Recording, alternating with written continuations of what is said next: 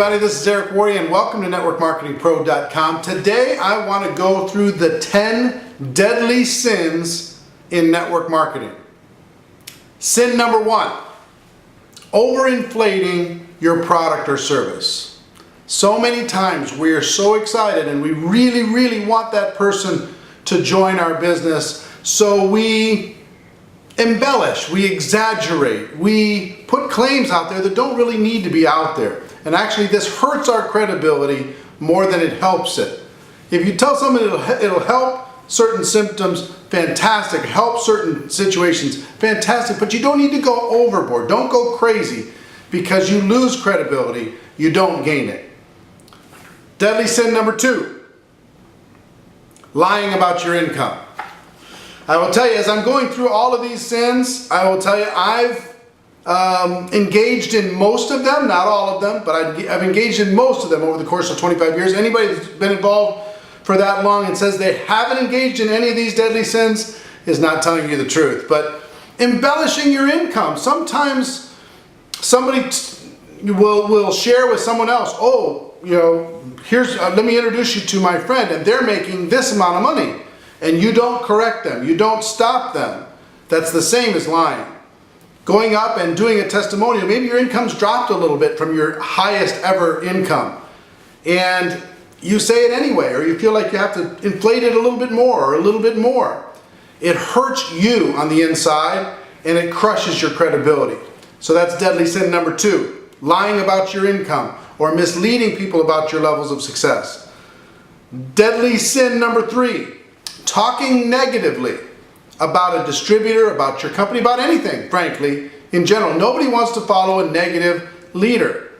And sometimes we get frustrated and we want to blame others, but just make sure that we are uniting inside of our community, and we can, you know, talk negatively about the matrix outside of network marketing, talk negatively about people who are stuck in meaningless jobs, but let's not talk negatively about another distributor, even if they've done something bad. Let's not talk negatively about our company, and let's not talk negatively about anything in general. You know, the old axiom, positive down, negative only goes up. I would even tell you, from a person that's been in the up level, nobody wants to hear that either.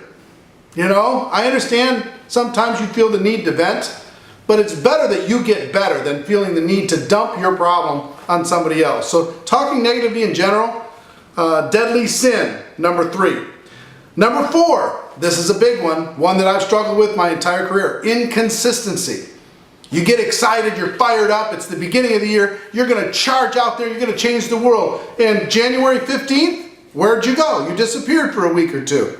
Then you come back and you're charged up and you listen to a call or you attended an event and you told the team, okay, we're going to do this, and then you disappear 3 weeks later.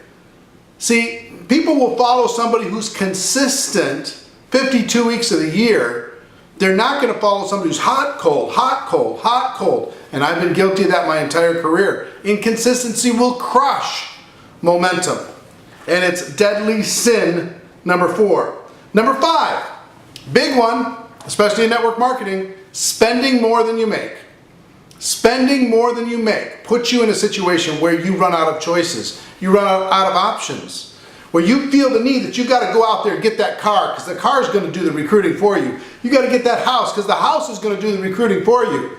You have to get that crazy watch, or that, you know, you have to have $5,000 suits because the suit's going to do it for you. It's not going to do it for you. And if you find yourself in a hole, rule number 1 is stop digging. Stop going farther down in the hole. Get your financial footprint small and have choices, have options. Have freedom to be able to invest in your business without feeling like you have to feed the monster all the time, the monster that you created. So, spending more than you make, deadly sin number 5. Number 6, stealing somebody else's distributor. A prospect comes to your meeting, they were sent by somebody else, and you go, well, you know, you could work with me if you wanted to, and you kind of slyly end up with that distributor in your organization. Or you take somebody who's happy where they are somewhere else in the organization. You say, well, why don't you sign up your wife or your brother, your child or whatever, and just come build with me. Stealing somebody else's person, it's something that will absolutely crush your credibility. It's hurt me. I've fallen susceptible to it a few times in my career, and I wish I hadn't done it every single time. Everybody loses every single time, and you can rationalize anything. Somebody comes to the meeting and that person, they hate that person that sent them to the meeting. Well, you know, you feel like you're in a tough spot, but really, that's not your prospect. So don't do it. It's not worth it. Next is deadly sin number 7. This one's a big one. Sleeping around in your company. Whether you're single, whether you're married, going and finding some attractive person at the convention, finding some person in your organization and deciding that, you know, hey, that'd be fun. That'd be interesting. It will crush an organization. It will crush an organization, whether you're single or you're married. If you sleep around inside of the organization, it's an absolute deadly sin. That's number 7. Number 8, the public drunk or the addict. The person who is engaging in inappropriate behavior publicly. What you do privately, that's up to you. It's still going to be an issue, of course.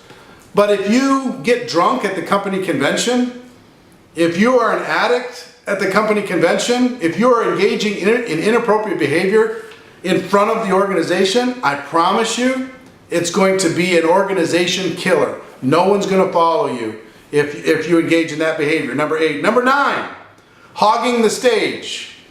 Saying, well, you know what, I'm so good at this that I need to be the one that's doing all the presentations. It's a deadly sin because our goal is to learn it, number 1, teach it, number 2, teach people to teach it, number 3. If you're on the stage all the time, that means you're not developing leaders. If you don't develop leaders, that means you don't have duplication, you don't really have residual income, you just have a different kind of job than you had before. So hogging the stage, number 9. And number 10, what I call the success coma. The success coma. Here's what that is, because I've been in it several times in my career. You have a certain level of success, you get to a certain rank, and you go into this kind of a coma. And what do I mean by coma? You're still going to the meetings, you're going through the motions, but you're kind of like a zombie. You're not passionate anymore, you've lost the drive, you've lost the push, you're not really recruiting, you're telling people to recruit, you're not really building, you're telling people to build. But you're still there, you're still going through, you're still saying all the right things, you're just not leading anymore. You're coasting. You're really in a success coma, and you need to snap out of it. And once you snap out of it, you're going to go, oh my gosh, I can't believe I was in that success coma for that long. Wow, the time that I wasted. So, let me recap all 10. Number 1, overinflating your product or service. Number 2, lying about your income. Number 3, talking negatively about anything. Number 4, inconsistency. Number 5, spending more than you make. Number 6, stealing somebody else's distributor. Number 7, sleeping around in your company. Number 8, the public drunk or the addict or engaging in inappropriate behavior. Number 9, hogging the stage. And number 10, the success coma. So, after 25 plus years in this profession, I've seen all of these things. I've seen what they do to organizations. What I would tell you more than anything else, just look for these. See if any of them struck a nerve. If any of them struck a nerve for you, use that to be able to create a better game plan for the next year. Use that to say, okay, I'm going to get away from that bad habit and I'm going to engage in this new good habit. I'm going to replace that bad habit with a good habit. I'm going to change. I'm going to get better. I'm going to make this next year my best year of my life. I hope that's been valuable to you. And ladies and gentlemen, my wish for all of you is that you decide to become a network marketing professional. You decide to go pro, because it is a stone cold fact that we have a better way. Now let's go tell the world. Everybody have a great day, and I'll see you tomorrow. Take care. Bye-bye.